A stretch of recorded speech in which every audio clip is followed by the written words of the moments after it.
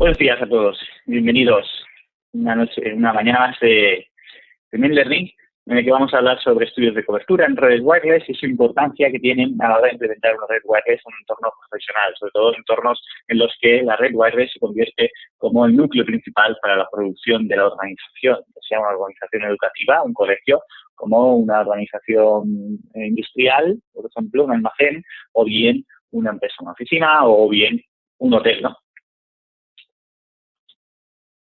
Bien, ¿qué vamos a ver hoy? Vamos a ver un poco el Site Survey, qué es lo que es, qué quiere decir, qué tipo de Site Survey tenemos y cómo se diferencia entre ellos. Las herramientas de Site Survey que hay disponibles en el mercado son herramientas que están disponibles y nosotros utilizamos una para hacer los Site Surveys en remoto, pero que podéis utilizar cualquiera si queréis, o como no, utilizar también nuestros servicios de Site Survey. Luego, ver consideraciones que hay que tener en cuenta cuando hacemos un estudio de cobertura, como así también un diseño de red wireless a nivel global, a nivel de radiofrecuencia. Por otro lado, mostraré 3 o 4 casos reales de que ocurrieron en unos escenarios concretos y cuáles son sus casos. Estos casos que he seleccionado son casos que se repiten, es decir, son 2 o 3 concretos, pero que ha pasado con vosotros, es decir, con gente aquí en España, con clientes, y que vamos a revisarlo. Y finalmente veremos cuáles son las soluciones que propone NetGuiar para este tipo de entorno y, como no, terminaremos con una promoción muy interesante de almacenamiento que veremos y hablaremos algo de formación. Bien, empezamos ya. Site Survey, estudio de cobertura. ¿Qué es un estudio de cobertura? Bueno, por un lado es la planificación y el diseño en la red wireless, identificación de los lugares, ubicaciones donde poner los puntos de acceso. Por otro lado, que nos aporta también la predicción de cobertura y calidad de la señal en cada punto, como así también la capacidad de cubrir, pues a nivel de ancho de banda, por ejemplo, de número de usuarios y dispositivos, de definición de un entorno RF. ¿Y qué nos permite? Nos permite optimizar el material a instalar sin sobredimensionar la red, pero también realizar una instalación sabiendo cuáles van a ser de forma predictiva las capacidades. Luego, en nuestro estudio de cobertura, pues, se realiza ya un listado de materiales, un BOM, donde se encuentra pues, todo el material que va a ir dentro del proyecto. Nosotros, por ejemplo, tenemos un servicio que es gratuito, que todos lo podéis utilizar, que es el servicio de Site Survey, de estudio de cobertura en remoto, y que realizamos estas funciones para vosotros y os damos, aparte de un precio especial siempre apoyado al proyecto, también identificación de cuál es el material que hace falta, el lugar de instalación y demás. ¿Esto qué nos va a permitir? Bueno, nos va a permitir que, una vez instalado, nos aproximemos mucho a la realidad, es decir, que sepamos cuál va a ser el comportamiento de una red wireless. Esto no quiere decir que sea 100%, ¿por qué? Porque como no es una emulación, es decir, está sobre softwares emulados en los que, bueno, hay muchas características, aspectos externos que se tienen en cuenta, como atenuación de paredes, o bien interferencias, o bien obstáculos, o bien potencias, o número de usuarios, número de clientes, tipo de clientes, pero, por ejemplo, no se tienen en cuenta pues, agentes externos, ¿no? Redes wireless externas o bien agentes wireless trabajando sobre la banda 2,4 externos que no podamos controlar. Los tipos de estudio de cobertura que hay 3 tipos de estudio de cobertura. Primero de todos, pues, que había comentado a nivel temporal, cuando definimos para un proyecto, sería el predictivo. Este predictivo se realiza mediante softwares de emulación. Ahora veremos qué herramientas hay disponibles. Una herramienta muy interesante, repito, es nuestro propio servicio que damos gratuito. Por otro lado, una vez tenemos hecho el proyecto y queremos ir on-site. On-site, ¿qué podemos hacer?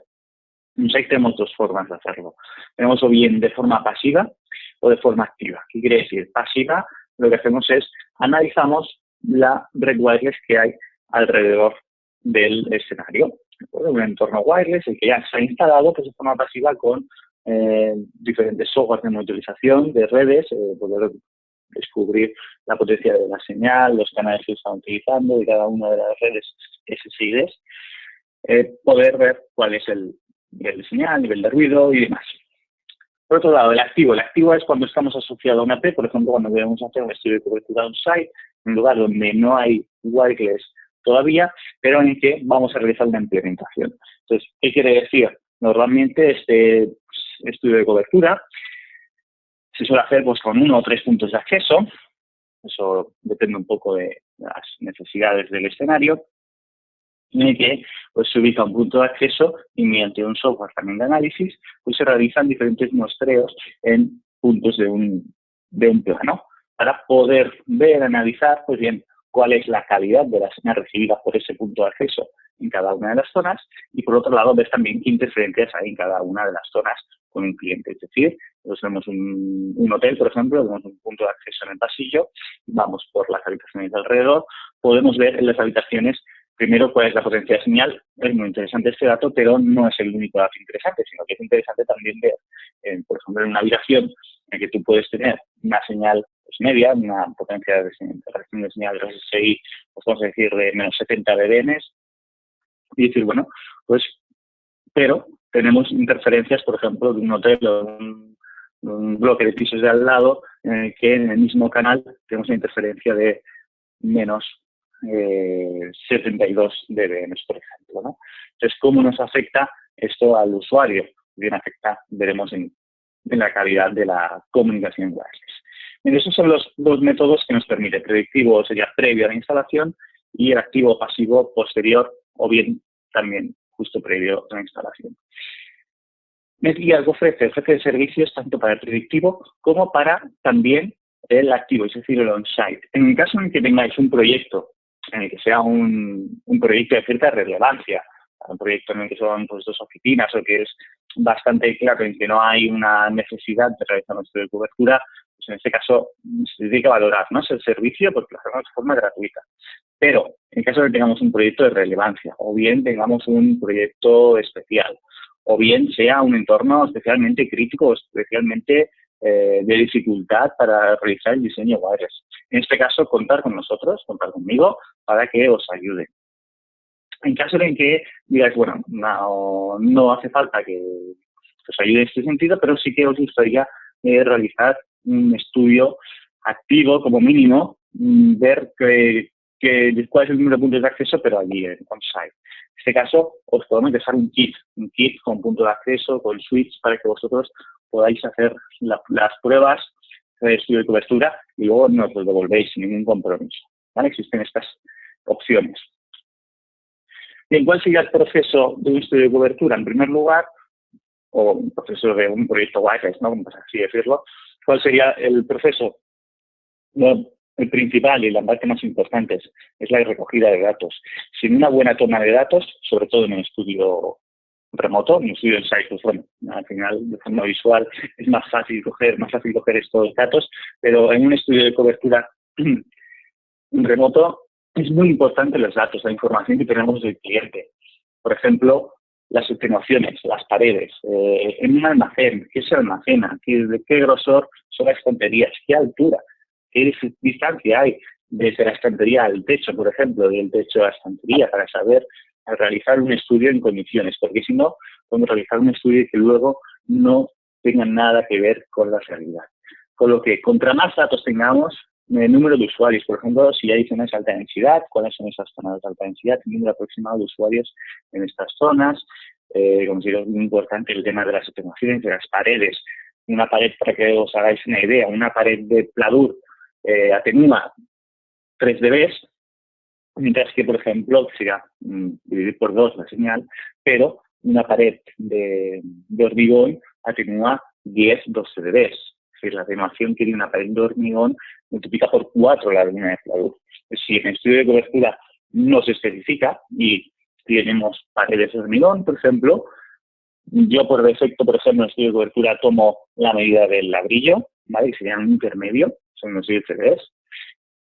¿Por qué? Porque no puedo poner, si pongo pladur, por ejemplo, pues me iría a entornos que posiblemente no tuviesen nada que ver con la realidad que hay en el escenario, o si pongo concreto, si pongo hormigón, pues también sería muy difícil porque el número de puntos de acceso sería muy excesivo, ¿no? Entonces pongo un punto medio, pero sí que es importante que se indique, por ejemplo, esto.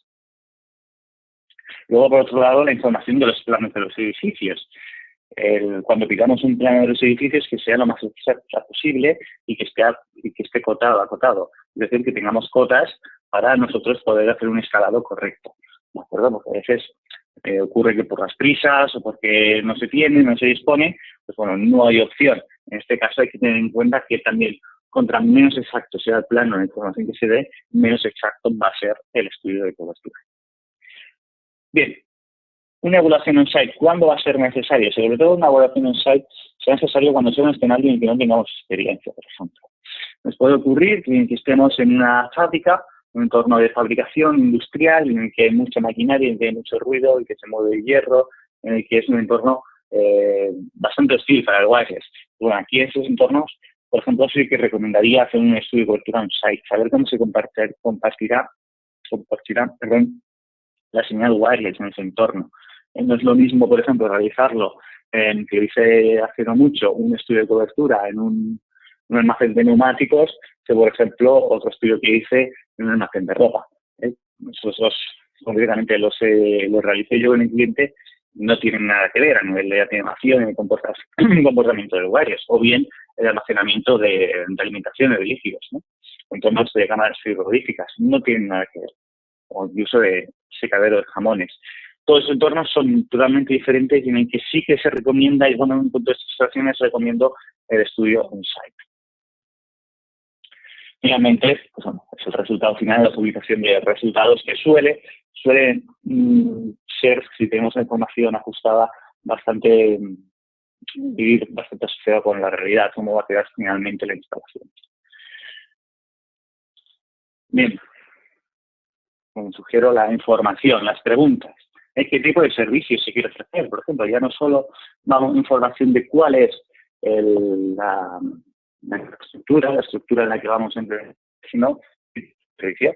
Va a ser un servicio a nivel empresarial, va a necesitar la autenticación, hay servidores de DHCP, por ejemplo, hay control de contenidos, se quiere un login social, o bien se quiere simplemente una optimización por usuario password, o bien puesta al cautivo. ¿Cuáles son los servicios que se quieren dar en la red wireless, sobre los que van a ir la red wireless? Por ejemplo, una red wireless en la que vayan a ir varios servicios, varios tipos de SSIDs y, por tanto, se necesita configurar VLANs. Pues, saber si la infraestructura soporta la configuración de VLANs en todos los puntos. Entonces, estos son diferentes preguntas que hay que realizar para poder realizar un diseño de forma correcta. Por ejemplo, la redundancia. Si el cliente se encuentra con un entorno muy crítico en el que necesita redundancia, necesita mucho solape de puntos de acceso, no es lo mismo que un entorno no tan crítico. ¿Por qué? Porque nosotros podemos crear un escenario en el que, en el caso de que caiga un punto de acceso, los puntos de acceso de alrededor cubran esa zona en la que se ha perdido ese punto de acceso. Pero ¿esto qué requiere? Esto requiere que, y evidentemente, la densidad sea mucho mayor de puntos de acceso por metro cuadrado. También otro punto importante, la movilidad. Si se requiere una movilidad continua, es decir, se requiere que el usuario siempre tenga conectividad y que el movimiento nunca pierda el servicio. ¿Por qué? Porque en estos casos, sobre todo cuando hablamos de industria o sobre todo cuando hablamos de entornos de telefonía sobre Wi-Fi, no podemos permitir crear puntos muertos o crear puntos débiles, sobre todo, por ejemplo, en entornos de pasillos, en esquinas, ¿no? Normalmente son los puntos que quedan un poquito más débiles.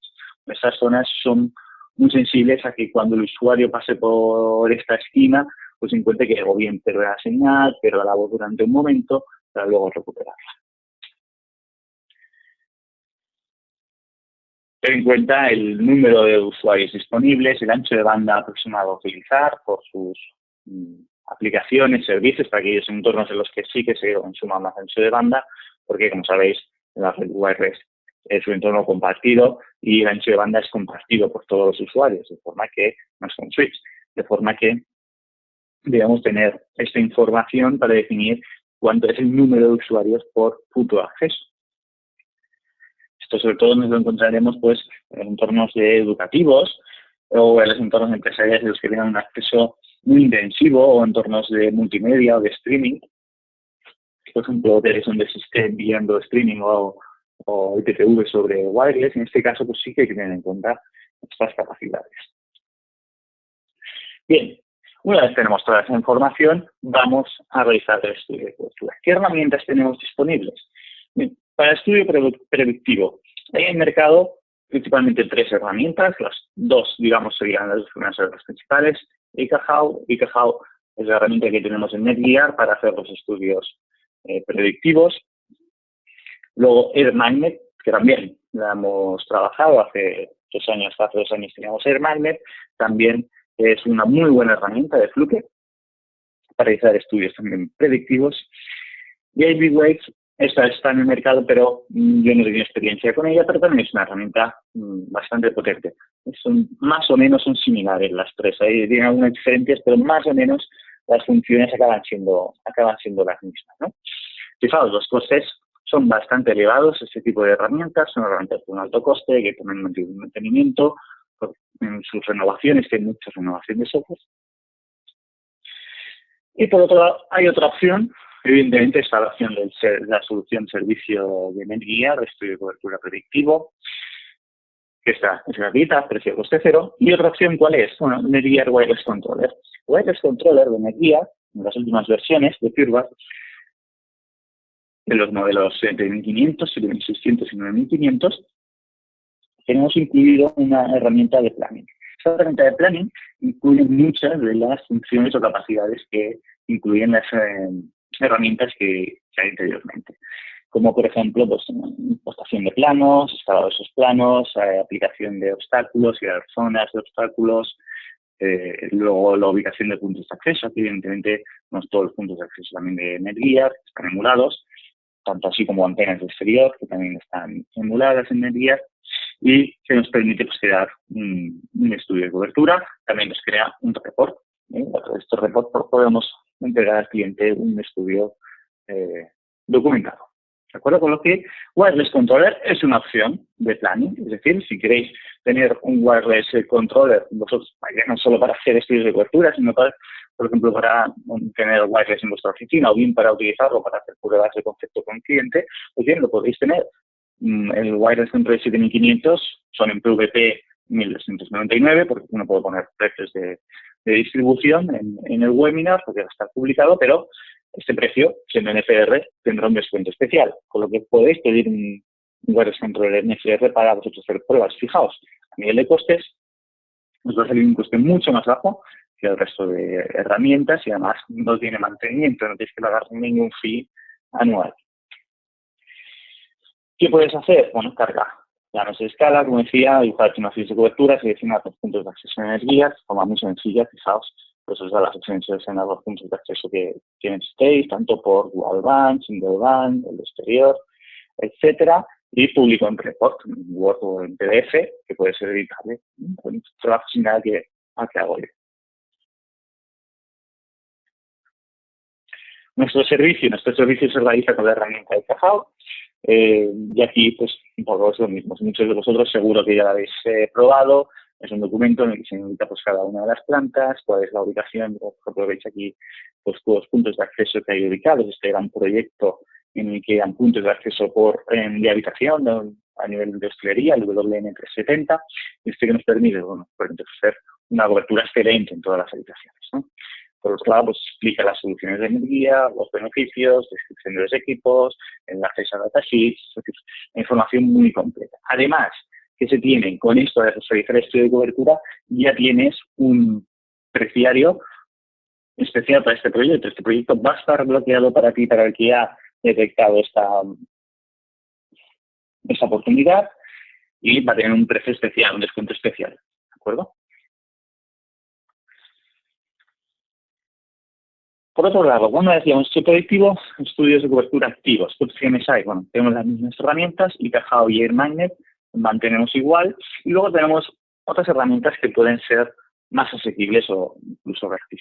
Por un lado está NetSpot. NetSpot es una herramienta premium, que tiene una herramienta, digamos, básica, que es gratuita, en el que, bueno, de forma fácil podéis aplicar un plano, añadir un plano al documento y ir a hacer capturas. Es un estudio de cobertura activo de la intensidad de las señales que hay, interferencias y demás alrededor. Por otro lado, tenemos Insider. Insider también es una herramienta que utilizo, que no es gratuita, pero lo único que es asequible, es decir, es un precio bastante ajustado, en que además también puedes incluirlo con tarjetas de análisis en 2,4 o 5 GHz, para hacer análisis, en ese caso sí, análisis de banda, de canal, y de potencia, en el que nos puede servir pues para detectar, eso que comentaba, potencia, referencias y demás. Luego también está el software Acrylic, que es muy interesante. Acrylic tiene el Acrylic Wi-Fi Heatmap. El Heatmap es un producto similar a tipo AirMagnet para realizar estudios de cobertura activos.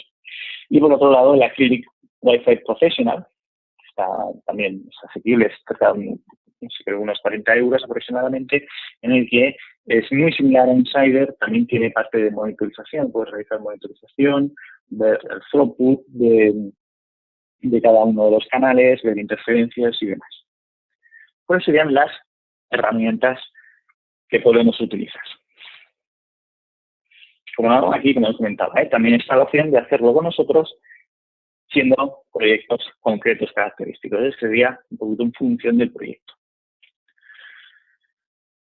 Bien, cuando vamos a hacer un estudio de cobertura, tenemos que tener una idea de cómo se va a comportar la red wireless, porque es importante ese estudio de cobertura. En primer lugar, lo primero que debemos saber son las medidas. Las medidas que vamos a utilizar hay dos tipos de medidas. Un lado es la medida absoluta y el otro es la medida de referencia. La medida absoluta se basa en dBm o en watts son de potencia, y luego dBm lo que hace es ajustar la potencia a una base 10 para que sea algo elegible, ya que estamos hablando de potencias muy bajas. Pensar que el máximo del PIRE son 100 milivatios, pues bien, lo que puede llegar a un PCRSI pues son milésimas de ese vatio, cosa que sería muy difícil, ¿no?, de poder visualizar. Por tanto, se utiliza dBm. En caso de referencias, pues se utilizaría el dB para calcular la referencia de señal, es decir, si la pérdida o bien la ganancia o atenuación de la señal la tendríamos en dB, y dBi como ganancia anisotrópica de las antenas. Es decir, dBi es el cálculo o la unidad que se utiliza para la ganancia, sobre todo de antenas. Bien, en primer lugar, ten en cuenta la potencia de transmisión. Potencia de transmisión está definida como el PIRE o IRP, sus siglas en inglés, y que definen la potencia radiada por la isotrópica, es decir, la potencia que obtenemos justo en la salida de la antena. Lo tenemos en dBm. Esta información de potencia está limitada, está regulada. Esta regulación, por ejemplo, en ETSI, que regula, es la reguladora europea, determina que son 100 milivatios como máximo potencia de transmisión PIRE en 2,4 GHz, o 20 dBm, sería lo mismo. Luego, en 5 GHz depende de la banda. Pueden ser o bien en UNI 1, por ejemplo, serían 23 dBm, en UNI 2 en 20 dBm, 27 dBm ya en exterior, en UNI 3.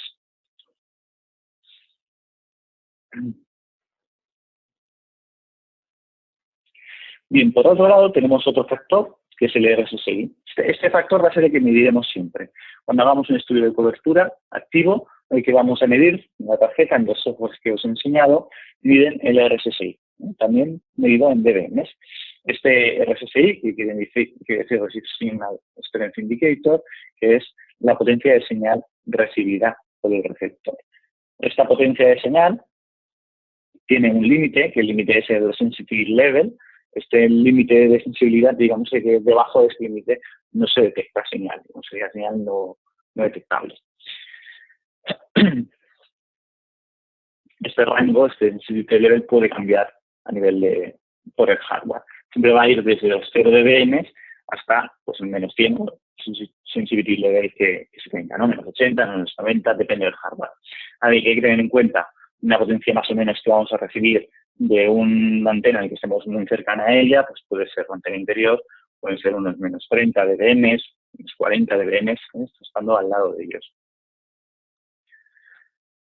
Luego, por otro lado, tenemos otra afectación. Por un lado está el sensitivity level, que comentaba, por ejemplo, en esta imagen tenemos el menos 90, pero por otro lado tenemos el ruido. Este ruido que es el ruido que hay en el canal. Hay un ruido que se llama el noise floor, es decir, el ruido base, en el que depende de la zona, pues puede ser más grande o más bajo, aparte de las interferencias. Este sería un ruido blanco. Este ruido blanco lo que hace es pues, reducirnos ese sensitivity level.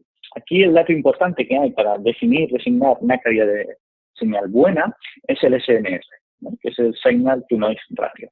Ese es el valor que nos da determinadas una señal buena. Nosotros podemos recibir una señal a menos 60 dBm, muy buena, pero si vemos una interferencia a menos 67, menos 70 dBm, no tendremos una buena calidad de señal. ¿Por qué? Porque se define como referencia que deben ser, para definir una señal como calidad correcta, debe haber 20 dB de diferencia entre la interferencia y nuestra señal, digamos, buena, ¿no? La que estamos interesados. A nivel de potencia de recepción, pues bueno, están definidos, fijaos, menos 70 dBm sería una señal correcta, ¿vale? Menos 67 es una señal muy buena, sobre todo pues para entornos de voz sobre Wi-Fi, para streaming vídeo, digamos, sería el límite para estos servicios. Por debajo de estos ya no se recomienda. Y menos 80 pues sería muy mala. Es decir, es una señal mínima, permite conexión muy básica, pérdida de paquetes, repetición de envíos.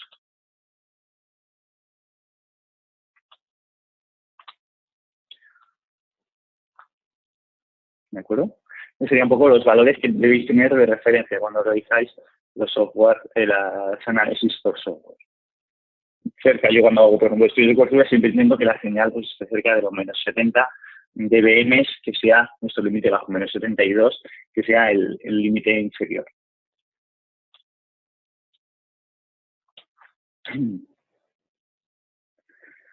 Bien, por otro lado, en un entorno real tenemos interferencias. Estas interferencias nos afectan, sobre todo, a entornos en los que podemos tener pues, pérdida de paquetes, repetición de envíos, la calidad de la señal sea muy baja.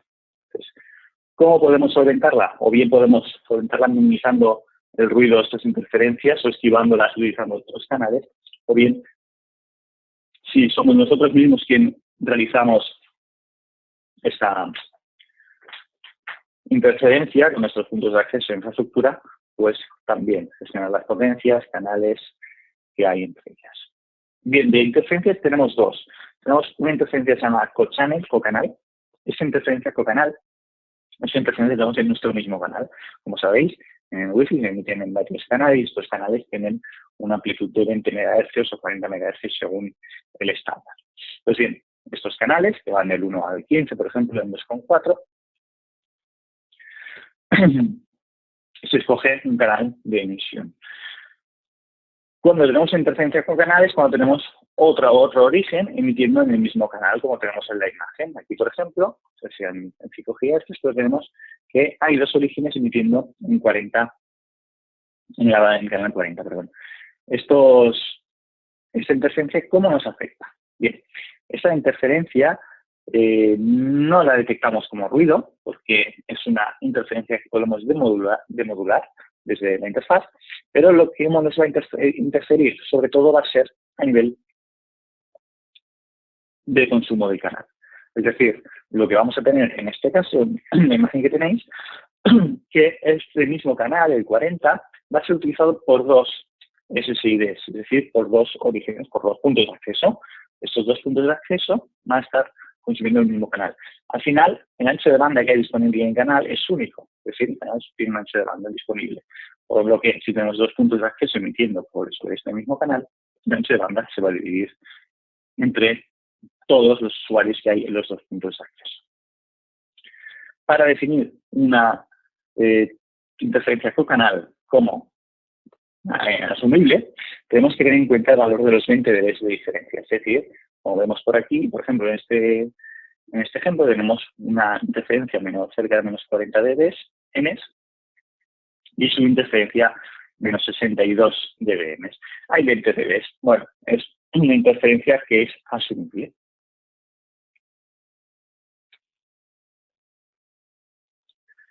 Por otro lado, tenemos otro tipo de interferencias que son interferencias de canal vecino. Canal vecino pues, son de aquellos canales en los que, por el ancho de canal, estén ocupando también nuestro canal de emisión. Esto sobre todo nos ocurre en 2,4. La banda de 2,4 es lo que nos encontramos más habitual en los entornos urbanos.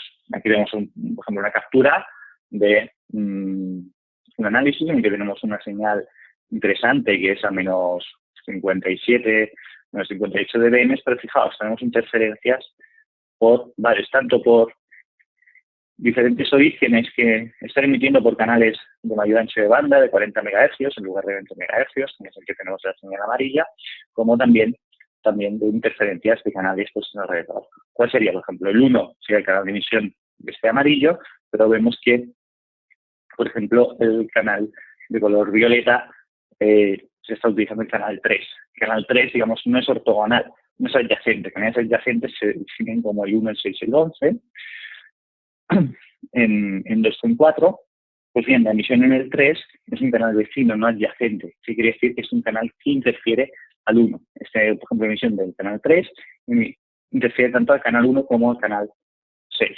¿De acuerdo? Aquí lo podemos ver más abajo, como las señales azules están emitidas en los canales ortogonales, 1, 6 y 11, y vemos que sus interferencias tienen una especie de interferencia realmente, sí, pero es muy baja. Entonces se recomienda siempre utilizar canales adyacentes para evitar esta interferencia. ¿Por qué? Porque la interferencia de canal vecino es una interferencia que no es modulable, no estamos trabajando sobre ese canal, por tanto lo vemos como ruido, no hay opción. Sería realmente como si tuviésemos un ruido. En el caso, por ejemplo, de este ejemplo real, la señal amarilla, bueno, tenemos una interferencia, pero que está a menos 85 dBm, con lo que realmente no nos afecta. Pero si esta señal roja estuviese por los menos 60, menos 65 dBm, en este caso sí que tendríamos una alta interferencia, una alta afectación. Bien. Por otro lado, tenemos otro tipo de interferencias, son interferencias que llamamos que no son 802.11 o no son interferencias Wi-Fi.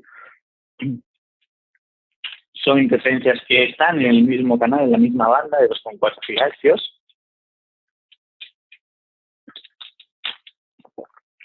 O la de 5 GHz, pero que no son señales de otros equipos. Al ser una banda libre, sin licenciamiento, cualquiera puede emitir sobre esa banda. Pues bien, este tipo de interferencias también nos afectan, hay que tenerlas en cuenta, no son detectables por las tarjetas de red de los PCs, necesitas tarjetas adicionales. Aquí, ¿qué nos vamos a encontrar? Bueno, sobre todo la banda 2.4 es donde hay más probabilidad de encontrarnos con este tipo de interferencias, porque como digo, es una banda libre de laboratorio, de testing, y puede utilizar cualquiera, con lo que nos podemos encontrar más dispositivos que interfieran. Por ejemplo, pues transmisores de audio, de vídeo, de alarmas, de sistemas de control, de acceso y demás que detección de movimiento que vayan sobre esas bandas. En este caso, lo interesante es cambiar o bien de canal. Fijaos aquí, por ejemplo, tenemos una interferencia pico sobre el canal 5, con lo que, y sería interesante pues cambiarse de canal. Si no podemos reducir esta origen, sería cambiarse de canal. Por otro lado, tenemos la pérdida por el espacio libre, el Free Space Path Loss. Pérdida por espacio libre simplemente es una atenuación normal por la transmisión del aire. Esta atenuación es directamente proporcional a la frecuencia, con lo que nos encontramos que con 5 GHz tendremos mucha más atenuación, una atenuación más fuerte que con 2,4 GHz. De forma que con 2,4 GHz vamos a llegar más lejos, sobre todo en entornos también con atenuaciones, porque la atenuación también afecta más contra una frecuencia más alta. Pero en entornos de mucha atenuación, 2,4 nos va a poder llegar mejor la señal, penetrar mejor la señal en estos obstáculos. Los obstáculos, como veis, es su atenuación que realizan, dependen de material que estén construidos, de que están formados. Está más o menos identificado y todas las herramientas de simulación ya disponen de tablas en las que indican, pues, por ejemplo, como os decía, pues una pared de pladur que atenúa 3,4 o 3,5 dBi.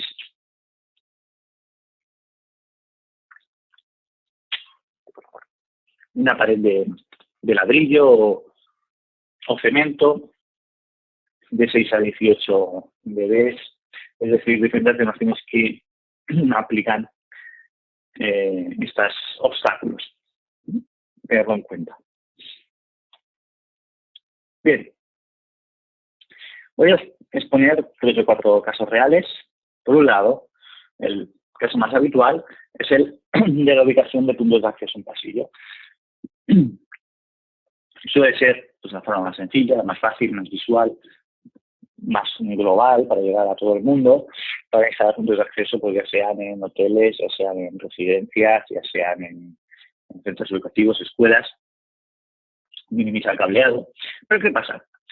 A nivel de cobertura, la cobertura está dando en el pasillo real, me está dando mejor cobertura, y en las estancias, habitaciones, clases, cualquier la estancia donde se quiere cubrir, pues bien, ahí tenemos una afirmación. Sobre todo nos encontramos que en las residencias o hoteles, pues habitualmente que nos encontramos siempre en la entrada, ¿verdad? Tenemos la puerta de la habitación y a un lado, a la izquierda o a la derecha, nada más entrar, nos encontramos con el lavabo.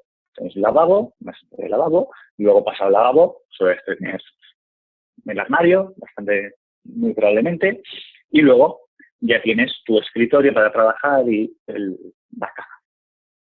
De donde interesa dar cobertura, evidentemente es en la cama o en el escritorio, la gente o bien va a trabajar o bien va a estar viendo la tele o haciendo lo que tenga que hacer. Pues bien, ¿qué ocurre? Que estamos poniendo un punto de acceso ubicado en un pasillo en el que tiene que atravesar muchos obstáculos para poder llegar de forma correcta a las habitaciones. Cosa que nos hace que o bien tengamos que poner muchos más puntos de acceso de lo necesario, o bien también se reduce mucho el rendimiento en esas zonas activas. Es decir, en las zonas activas tenemos mala cobertura, mientras que en el pasillo, que no se va a utilizar apenas, sobre todo por los usuarios, se tiene mucha cobertura. Y además, ¿qué afecta? En el que tenemos puntos de acceso en pasillos, en la comunicación dentro de los pasillos es excelente, y cuando tenemos que poner más de 3 puntos de acceso, nos encontramos con que tenemos ya interferencias entre los propios puntos de acceso. ¿Por qué? Porque tenemos que ampliar potencias para llegar a las habitaciones, pero en cambio esa potencia que ampliamos de forma omnidireccional, también nos hace interferir otros puntos vecinos, cosa que al final tenemos interferencia generada por nosotros mismos. ¿Cuál es la solución? La solución muchas veces pasa por pasar los puntos de acceso a esas estancias y habitáculos. Es un ejemplo real de un entorno de residencia universitaria, en que eran paredes de concreto, de hormigón, y esas paredes con su baño correspondiente y demás, como aquí veis identificado, su puerta. ¿Qué ocurre? Bueno, pues ocurría que si tenemos que poner puntos de acceso en pasillo, como lo tenemos más abajo, pues la señal que nos llega, fijaos, la referencia de colores, está un poco más para arriba, es el menos 76, que ves este naranja, pues fijaos, la zona estaba entre naranja y amarillo, es decir, una señal bastante débil. Y teníamos que poner 4 puntos de acceso. En cambio, si utilizamos el método de puntos de acceso, en este caso de las habitaciones, pues poníamos menos puntos de acceso, en este caso 3, y cubrimos mucho mejor, es decir, la calidad de la señal que está llegando, teniendo las mismas paredes de hormigón, son señales de menos 67, menos 70, menos 60 dB. En las habitaciones, fijaos, los pasillos llegan muy mala señal, pero no nos interesa tener tampoco mucha cobertura ahí. Por otro lado, es otra problemática habitual, es la velocidad. Nos encontramos, hacemos una instalación al cliente, el cliente tiene una conexión de fibra óptica del operador que sea, de 300 megabits o incluso de 1 gigabit, y el cliente detecta que no le llega a los 300 megabits. Que se queda, por ejemplo, en 30 megabits. Fijaos, por ejemplo, aquí arriba, en la gráfica de un Hyper, un software para realizar pruebas de throughput, pues se quedaba estable en 30 megabits. ¿Pero por qué? Porque era un punto de acceso sencillo, con un cliente sencillo, y que, fijaos, a la izquierda, que nos indica las velocidades agregadas aproximadas netas por ejemplo, 802.11, N, 2.4, pues 35 megas. Aquí tenemos 30 megas totalmente limitados. No ya por el punto de acceso como tal, no es problema de saturación, no es problema de red, sino que es por la tecnología. Aquí más abajo se pueden encontrar estos estudios de speed test realizados con una conexión en N 2.4 GHz. Fijaos, tenemos 96 megas, un punto de acceso AC 3x3, con lo que llegamos a mayores velocidades, tanto de subida como bajada, totalmente limitado. En cambio, cuando pasamos a 802.11 AC, nueva tecnología, 5 GHz, canal más libre, pues nos vamos a los 300 megas, a 285 de subida. Es decir, todo esto no es por el mismo punto de acceso, no es un tema, y el mismo cliente y la misma distancia. No es un tema más que de estándar y de capacidad de canal. Eso, sobre todo es educación de cara al cliente, de la limitación que hay a nivel de uso de canal. También hay que tener en cuenta cuando se realiza una instalación wireless cuáles son aquellos clientes, qué tipo de clientes se va a conectar, cuál es su tarjeta, cuál es el modelo, para saber qué limitaciones tiene. Otro caso, otro ejemplo, sería pérdida de señal en 5 GHz. Ocurre que se perdía la señal pues, de forma repentina en 5 GHz. Esa señal perdida, ¿a qué se debía? Pues se debía a que si estamos utilizando la banda 1 y 2E, que está ocupada también por DGS, es decir, está ocupada por sistemas de satélite, sistemas meteorológicos, sistemas de monitorización, que prevalecen respecto, están licenciados, que prevalecen respecto a la señal Wi-Fi. Por lo tanto, se obliga, para estar clasificados como Wi-Fi, se obliga a implementar DFS. Sí, quiere decir que cuando una EP está emitiendo, por ejemplo, en un canal 100, cuando detecta que hay una interferencia de un sistema meteorológico, de un sistema de radar, de cualquier sistema no Wi-Fi, sobre esa banda, tiene que saltar automáticamente a otro canal. Bueno, esto que nos provoca que haya cortes en la señal.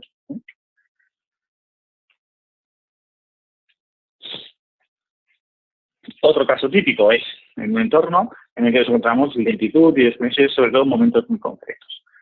¿Por qué puede venir dado esto? Eso, por ejemplo, también era una residencia de estudiantes, también en un hotel, eso ocurre, en el que, pues, por la noche, por la tarde, a las 8, la conexión va muy mal. Luego ya se recupera a las 12 de la noche y durante el día está bien hasta esa tarde, a las 6, a las 7 de la noche. Pues bien, ¿eso por qué ocurre? Ocurre por el uso del canal. Es decir, cuando más usuarios tenemos en el canal, usándolo, pues nos encontramos, por ejemplo, fijaos a la derecha, el análisis de canal, este color verde y este color rojo, nos indican gran consumo de canal. Es decir, el tiempo de canal es muy bajo. ¿Qué nos hace un canal tan ocupado? Que mayor interferencia, pérdida de la señal, repetición de paquetes, pero sí hay muchas interferencias, como veis aquí, y luego también estas interferencias son más fuertes. En cambio, en un canal como el que veis abajo, un canal más limpio, un canal no tan usado, pues podemos realizar una conexión totalmente correcta sin problema. Eso sería, siendo que saber, la de arriba y la de abajo son las mismas señales, lo único que cambia es la actividad que hay sobre la misma. Bien, ¿qué soluciones tenemos en NetGear? Bueno, la solución sobre todo es el control. El control nos va a ayudar mucho a estos tipos de entornos, que nos va a permitir la planificación de estudio de cobertura, gestión de potencia de canal de forma automática, con WHC40, nuevo punto de acceso, Wave 2, detección del estado del canal, mediante el cual, es decir, que nos permite detectar si el canal está ocupado, está muy activo, si tenemos interferencias no Wi-Fi, nos detecta todo WHC40, balanceo entre bandas 2.4 y 5 GHz, si 2.4 está muy ocupada, pasa a un cliente a 5 GHz, balanceo de usuarios, limitar el mínimo RSSI para que se conecte a una AP, y detección de zonas pobres de cobertura y alerta de las mismas. Es decir, nos complementa un poco el estudio de cobertura en la situación en tiempo real. Las opciones de controladoras que tenemos actualmente son el WFS 7500, hasta 15 puntos de acceso, con licencia ya para 10 puntos de acceso. Un precio, como os decía, de 1.300 euros PVP aproximadamente, recomendado. 7.600 ya escalable hasta 150 puntos de acceso, también permite redundancia. Y 9.500 ya para entornos más escalables hasta 600 puntos de acceso en un stack de 3 y también permite redundancia tanto de controlador como de fuente de alimentación. Bien, ya por finalizar, comentaros una promoción de Readiness 3.14 que tenemos disponible hasta el 30 de diciembre, facturación hasta el 30 de diciembre, en el que nos permite ahorrar hasta casi 300 euros, 295 aproximadamente, por la compra de un Readiness 3.14 con 4 discos de 2 teras Enterprise. Nos beneficiamos de que tiene garantía de 5 años tanto el chasis como el disco, es decir, estamos comprando un equipo que nos va a dar una duración de 5 años, va a tener un rendimiento de 5 años, retorno de inversión, y que vamos a ahorrarnos 300 euros y vamos a ahorrar el cliente vosotros 300 euros. Tanto los discos como el chasis, la garantía gestionada por Netgear, sobre todo para vosotros PowerShift nuestros, tenéis incluidos la garantía, el soporte 24/7 del telefónico durante esos 5 años. Esta promoción la tenemos hasta el 30 de diciembre. El producto está disponible en mayoristas. Bien, por último, una pequeña pincelada de las formaciones del año 2017 en el que va a estar establecido de esta forma. Vamos a crear un Netgear Essentials, es una formación específica de 3 días presenciales, formación básica de Networking, Storage y Wi-Fi, que luego esta va a ir acompañada de formaciones también dedicadas de especialización, formaciones dedicadas de Storage, Networking y Wi-Fi. Pues la idea es poder dividir, crear una formación global, sobre todo para aquellos los que no habíais podido asistir a ninguna, o bien que tengáis un nuevo trabajador, un nuevo compañero que se quiera, o alguno de vosotros que empecéis con Netgear, pues bien, poder tener en 3 días una visión global de todo. Evidentemente no vamos a ir al detalle de todo, sino que va a ser muy global. Y luego los días de especialización. Esas 3 formaciones nos crea una especialización de Netgear. Todavía no hay fechas, pero las publicaremos en breve. Seguramente la primera semana, segunda semana de enero, se publiquen ya las primeras fechas. Bien, esto es todo por hoy. Muchas gracias por atender. Voy a ver primero que si tengo alguna pregunta, si tengo aquí una. ¿Dónde se puede descargar el contenido del curso? Sí, enviaré un email con la presentación y también el PowerPoint en PDF que lo podréis descargar. Este mes se enviará pues, entre el fin de semana o el lunes, os llegará el correo.